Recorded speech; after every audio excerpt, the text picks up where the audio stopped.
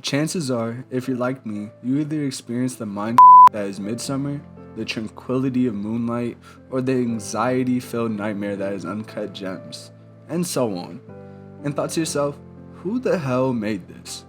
Well, you would be surprised to see, while varying teams are behind each film, they do share a glaring similarity amongst them. That would be in their distributor/production team, A24. A24 is an American entertainment company that works in film and TV production as well as film distribution based in New York City. Well, from what I can tell, there isn't much of a secret sauce at all. Instead, it's a combination of them catching lightning in a bottle and choosing their projects extremely wisely. Let me explain. Imagine A24 is that one saying where someone just throws everything at the wall and sees what sticks. That is essentially a poor oversimplification of their business model. With multiple film releases a year on around a sub $10 million budget, allows them to take risks with their work while also consistently saturating their market. How A24 keeps their budget so low is something called the creator's formula, coined by the medium's Alan Phillips, who talked about this subject in detail in his piece titled The Future of Film. Back to this formula, it quote, enables filmmakers to tell distinct and emotionally generous stories from a personal perspective and use their experience and credibility to find the right audience and support the filmmaking and film marketing process. Basically, A24 will go and find these normally independent film projects that would otherwise be underfunded and hidden gems, and gives them the resources and marketing to thrive. On top of that, A24 films will often use newer actors and actresses as well to keep that budget price down. It's seemingly as win-win as it gets, as because of A24's involvement in these projects, they're poised to not only reach more eyes and screens, but also increase the quality dramatically thanks to their added resources. Going back to their insane marketing team and their strategies, this is truly why A24 has grown into the cult following it has. Speaking of which, I read up on How to Build a Cult Brand in a Crowded Market, Lessons from A24 by Nina Pang. In this write-up, she details multiple different A24 strategies, like an image of James Franco in the Last Supper inspired scene, captioned, "On Friday, be good. We're saving you a seat." Or, prior to Ex Machina's South by Southwest Festival premiere, A24 famously created a Tinder profile for the film's AI robot, Ava, and redirected people to see the movie. That's just scratching the surface for A24's marketing prowess, however. Some other examples include, for The Witch, they created an entire Twitter profile for the film's Black Phillip Goat character, which attracted followers and engagement. Around 2019, A24 made headlines for giving away free couples therapy sessions because of their horror film Midsommar, as well as creating an emoji pack for their movie The Lighthouse. More recently, Euphoria Season 2's marketing was highlighted by their establishment of an aesthetic with their makeup, and was heavily spearheaded by their Twitter team and their ability to relate to the youth while keeping it centered around Zendaya.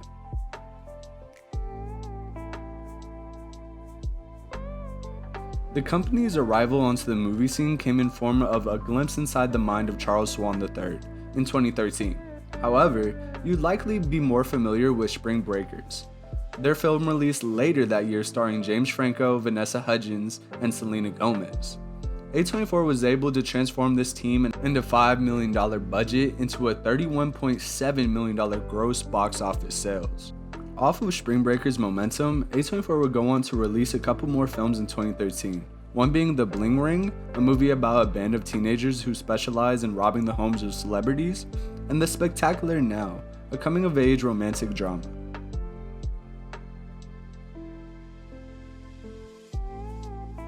2014 is the year A24 really upped the ante with their throw everything at the wall and see what sticks ideology, and it came with some misfires. However, it also resulted in a lot of gems which are underappreciated today and some successes as well. Among my favorites is the disturbing story of Tusk, the pristine cinematography found in Enemy, directed by the great Denis Villeneuve, and the comedic value in Life After Beth. All in all, A24 helped release 11 films in 2014, some opening to moderate success but still trying to recreate some of that Spring Breakers magic. And that's precisely where their 2015 release of Ex Machina comes into play.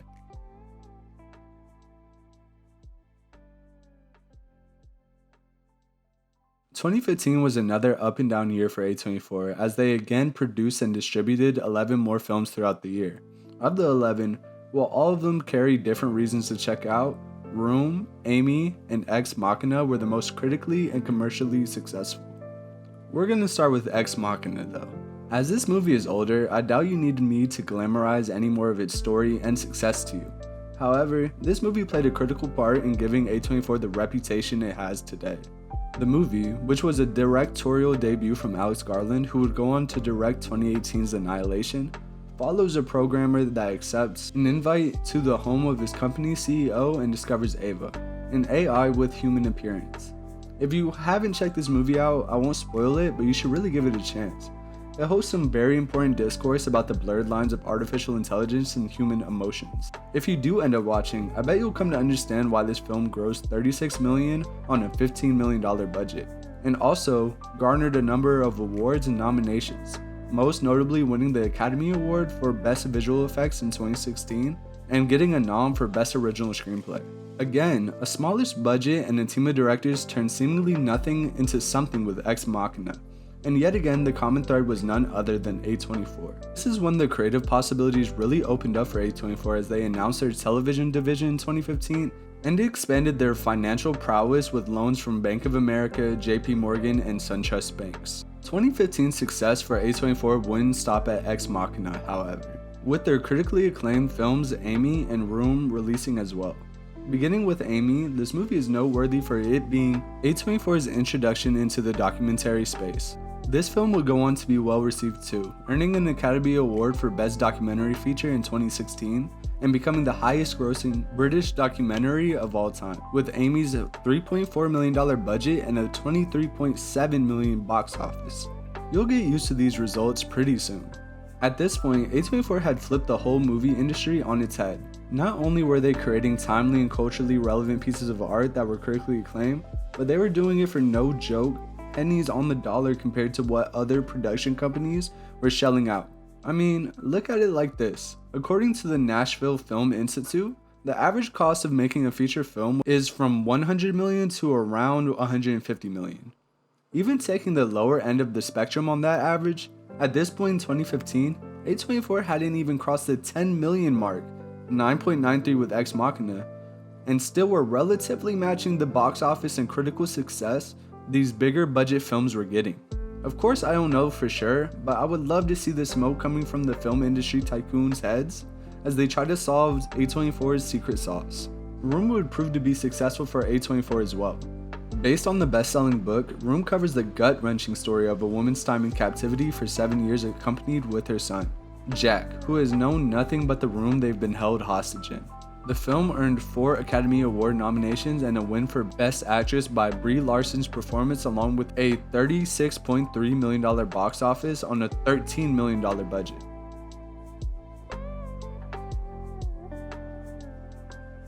By the time 2016 rolled around, A24's foundation in the industry was established, with multiple successful and profitable movie releases and television shows in production. The world was A24's oyster as 2016 begun. There were a lot of good projects from A24 this year, a common trend thus far, I know. But it would be a crime not to start with 2016's Academy Award-winning Best Picture, Best Supporting Actor, and Best Adapted Screenplay, Moonlight. The film was written and directed by Barry Jenkins and covers the 3 stages of life for the main protagonist, his childhood, adolescence, and early adult life. It explored, with a level of understanding and nuance that can only be found with authentic souls and an impassioned team around it, the difficulties of life surrounding issues of identity, sexuality, and physical and emotional abuse. This film is often regarded as one of the best films in the 21st century, and grossed $65.3 million with a jaw-dropping $1.5 million budget. Now that I got that Goliath of a movie out the way, other notable 2016 releases came in form of The Witch and one of my personal favorites, The Lobster. Starting with The Witch, this really displayed their range with a more traditional horror movie with some commercial appeal. With a $4 million budget, this movie earned 10 times more at a whopping $40 million along with positive critical reception. The Lobster, on the other hand, was about as far from commercially appealing as you could get, with a dystopian thriller about a world where relationships are forced under the threat of being forcibly turned into an animal, or lobster, if you haven't found a significant other in 40 days. This movie shows elements of the zany surrealism that would be found in some of A24's later projects as well. This movie's ending hits hard, and is worth the somewhat mundane watch if you're considering checking it out. Even this off-the-wall idea of a movie earned $18 million on a $4 million budget. Not bad for a European-only release. Obviously, A24's success in 2016 seems impossible to eclipse. However, 2017 proved to be an easily top 3 year since A24's introduction to the movie industry, with an overall 15 films released, including the likes of Good Time, The Florida Project, Lady Bird, and The Disaster Artist. Beginning with A24's poster child of 2017, Greta Gerwig's directorial debut coming-of-age tale, Lady Bird, earned 5 Academy Award nominations for Best Picture, Original Screenplay, Director, Leading Actress, as well as Supporting Actress. In addition, keeping in line with the A24's pattern, the film earned a $79 million box office off of a $10 million budget. Personally, I felt the movie was a tad overrated and Timothée Chalamet's character really annoyed me. However, there is an amazing heartfelt story between the leading lady and her mother in this film. Moving on to A24's other 2017 highlights, I want to start by mentioning the great film Good Time. I actually checked this movie out after learning the creators of Uncut Gems, the Safdie brothers, the likes of which you'll hear about more later this video, were also involved in this one, and I definitely made the right decision. From the jump, Good Time keeps you in a chaotic amalgamation of anxiety, helplessness, a pinch of hope, and a ton of despair. If you haven't already, consider this a vouch and check it out. It's a wild ride about the lengths brothers would go for each other with a heavy-hitting ending. This one wasn't a mega success like the other films mentioned, earning a $3.2 million box office off of a $2 million budget. But like I said, consider this a vouch. As for The Florida Project and The Disaster Artist, both were moderate successes in the box office as well as earning much critical praise. While not the unfathomable profit seen in feature releases like Moonlight and Lady Bird, both were viewed as wins for the A24 standard in 2017. The Florida Project is a really grounded and somber story about class disparity in Kissimmee that borders the money vacuum that is Disney World. If that wasn't enough to grab your attention, however, try seeing a top 3 performance from a child actor with 6-year-old Brooklyn Prince's acting masterclass. Thanks to the great cast and team surrounding them, The Florida Project had an $11.3 million box office off of a $2 million budget, along with the Best Supporting Actor nom for William Dafoe's amazing performance. As I mentioned before, The Disaster Artist carries much of the same sentiment as The Florida Project, with it reaching much critical praise and fair box office success. This movie is truly a mind of a concept that can only come to fruition with the backing like A24's, as it has become a cult classic, which is a remake / documentary about the creation of the original cult classic it covers, The Room. If you're confused, don't worry, I am too, and I'm the one who watched the movie, researched it, and just said the sentence. All you need to know is this one-of-a-kind movie stars the dynamic brother duo of James and Dave Franco, celebrated a $29.8 million box office with their $10 million budget.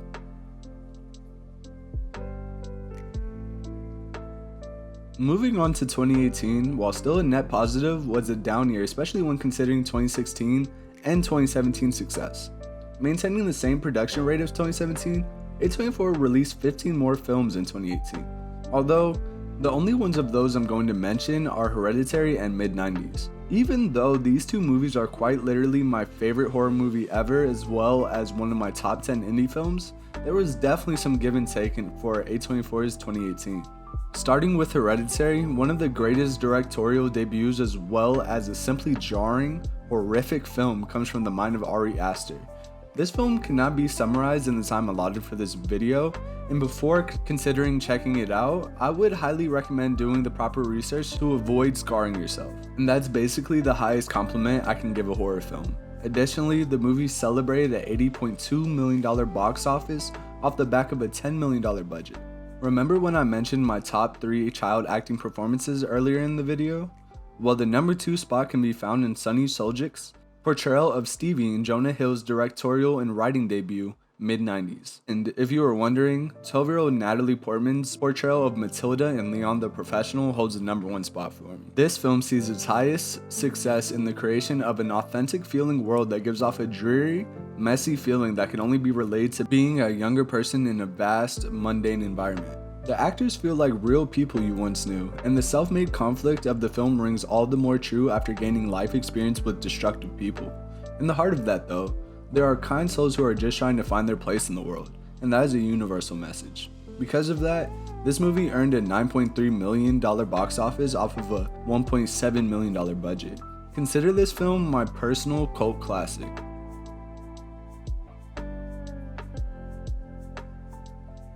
Even off a relatively disappointing year for A24 critically and somewhat in the box office, 2019 would prove to be a comeback of sorts for A24 in both those departments. This was thanks to A24 going full throttle with their throwing more films at this metaphorical wall to see what would stick, with the release of a whopping 21 films in 2019. Most notable of those 21 being Midsommar, The Lighthouse, Uncut Gems, and while not one of their films, Euphoria. Yeah, remember A24's creation of a TV production branch in 2015? That would pay off immensely pretty soon. But first, I'll begin with what I believe to be their best film of the year, Uncut Gems. There might be a collective of people that would say Midsommar took the A24 crown for 2019, but I think the Safdie brothers' creation here is just about as good as filmmaking gets. Even forgetting the amazing performances from the likes of Adam Sandler, in his first real thriller/suspense role no less. Lakeith Stanfield and Kevin Garnett? Uncut Gems provided me with the absolute most anxiety-filled viewing experience in my movie watching history. It's akin to a roller coaster that shoots down for 2 hours straight, and then once you approach the end, it begins to slow. Then there's a jolt of energy that just sends you off the tracks. Because of these factors, the film earned a $50 million box office off a $19 million budget. Transitioning to Midsommar, this other A24 cult classic of 2019 proved that director Ari Aster is here to stay. The surrealist, dystopian setting and plot of Midsommar creates a watching experience that is truly singular in every sense of the word. Thanks to Aster, Florence Pugh's life-changing performance, and the rest of the amazing team, especially in wardrobe and sound, this film grossed a $48 million box office off of their $9 million budget. As for The Lighthouse, this is probably the hardest movie to explain yet. I feel wrong to not preface this as probably the weirdest movie I've ever seen. It's like A24 saw the success from Pattinson's Good Time performance, Dafoe's The Florida Project performance, and the success from the surreal strangeness of Ari Aster and said, what if we put it all together? That being said, Dafoe and Pattinson really shine in their acting throughout the movie. As for the movie's success, it earned an $18.3 million box office off of the $11 million budget, along with a fair amount of critical acclaim, which is a huge win for such a strange film. And finally, circling back to Euphoria, I'm not even sure how to approach adding this into the mountain of successes A24 has had up to this point. I doubt there is a need for an introduction, although, in case you haven't been introduced to the polarizing show yet, it's an American teen drama written and directed by Sam Levinson about an off-and-on drug addict, Rue Bennett, and the trials and tribulations her and her high school classmates experience. Euphoria is the kind of show that cannot really be measured financially, as it has become an unmitigated staple and influence for Gen Z. However, an average of 6.6 million watchers each episode, being HBO's #1 show in the 18 to 49 age range, and becoming the #1 most tweeted about show of the decade, with season 2 eclipsing 30 million tweets, I think paints an accurate enough picture. I talked about the gigantic magnitude of Euphoria's surrounding discourse in depth in my previous video as well, which you should really check out. No box office numbers for this one, but I don't think you'd be far off stating Euphoria was actually A24's quote-unquote greatest hit.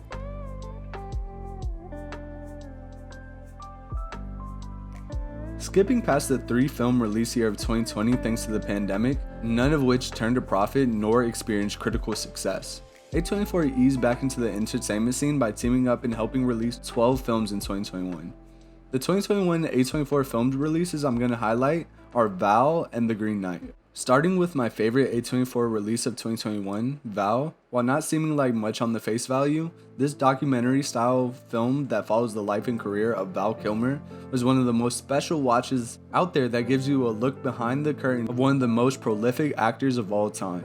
A24's 2015 release of Amy likely set the stage for this and is the reason why both are critically and financially successful. The numbers are hard to measure with it being a Prime Video release. However, I think the 93% critic consensus and the 90% audience score on Rotten Tomatoes tells you a small part of the big picture. As for The Green Knight, this one is harder to judge personally for me, but the acclaim for its directing and acting cannot be ignored. I thought it to be a slightly boring watch, however, Dave Patel really shines in his few exciting moments there are. The film may be even underachieving for its budget, it being a $15 million budget, only earning 3 more for an $18 million gross. However, after the zero-sum year that was 2020, they'll chalk it up as a net positive.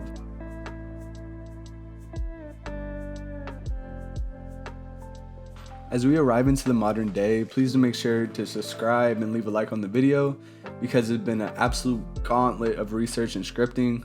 But without further ado, let's talk about the 6 films so far in 2022. Of the 6, I'll only be focusing on X and Everything Everywhere All at Once, and I'll also throw a shout out to the recent release of Euphoria Season 2. Starting with the final member of the top 3 A24 movie releases and Everything Everywhere All at Once, this movie turned a $25 million budget into a fantastic $93 million box office. This movie succeeds almost everywhere, in concept, acting, directing, CGI work, cinematography, sound design, you name it. On a macro level, I thought this movie also did a lot for Asian representation in big budget films after the masterclass performances by Michelle Yeoh and Ke Huy Quan. Considering all that, it's no wonder the radiating praise found around this film. As for the other notable 2022 A24 release, X, this film earned an $11.6 million box office, although I couldn't find a budget number for the film. Definitely a unique concept done well. The use of what is seemingly an American Pie plotline and thrusting it into the realism of a slasher film, combined with a strong Jenna Ortega performance, leaves both A24 and their audience mutually satisfied.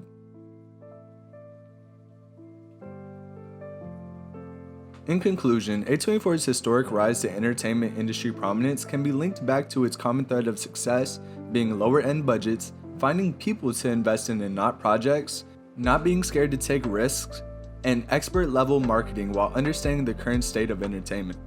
This movie and TV show production company / distributor truly is a remarkable story that can be chalked up as maybe the most significant win the indie movie industry has ever gotten. A24 takes being a statistical anomaly a step further with their consistent quality and sometimes excellent feature films, paired with A-grade marketing while keeping their investment relatively low.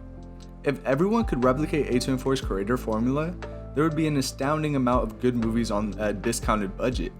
But if history has shown us anything, no company can replicate A24's production and distribution level with their budget caps. Maybe it's time to stop saying why can't everyone do this and instead applaud A24's vast achievements. In an era where movies have become too cookie cutter, A24 force feeds originality at its own behest. In a climate that feels so off kilter with what the youth want out of a viewing experience and how they connect with entertainment, A24 remains head and shoulders above their competition. As my previous sentiment stated, it strangely feels like the rest of the movie industry is lurking around in shadows waiting for A24 to uncover their evil mastermind plan and how they do so well at filmmaking and in the box office. So much so, in fact, that they forgot that all they have to do is relate and connect with their audience while making original and, yeah, to put it simply, good movies. While the rest of the movie industry is worried about striking gold, A24 is busy extracting from their gold mine, the creator's formula. It even has a simple name, too.